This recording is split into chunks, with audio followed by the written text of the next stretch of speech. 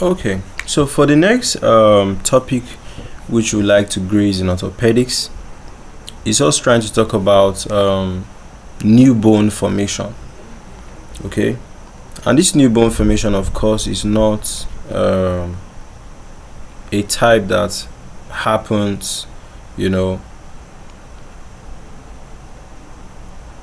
will I say naturally. Do you understand? So usually there's an issue coming in. Okay, so it's an issue that basically makes it necessary for this. So for periosteal new bone formation, okay, it's just a new bone formation, and it's like outside the bone there's like an added layer. So what are the things that could actually make it that there's a new bone formed outside the bone like this? Of course, from this x-ray you can see that this is the odd one out to show you that some new bones are kind of like forming around that place. So periosteal new bone formation is also called what? Periosteal reaction. So it's a growth of new bones from the periosteum, and it's usually seen on x-ray. Okay, so it's usually seen on x-ray. So different things could cause it. So let's define it properly.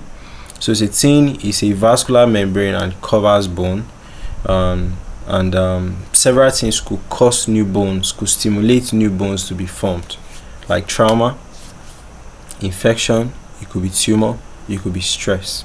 Okay, so it appears as what? Extra bone layers or irregular outlines along the cortex of the bone on the x-rays.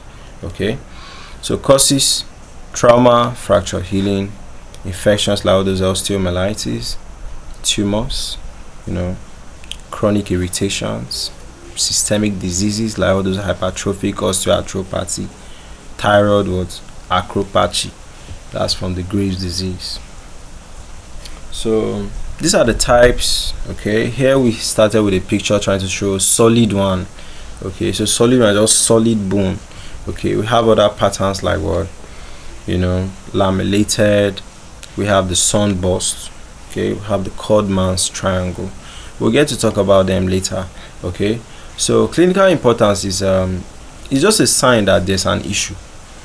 So it's just for you now to dig down and know what the issue is. You understand, that kind of thing. So that's what we have for this.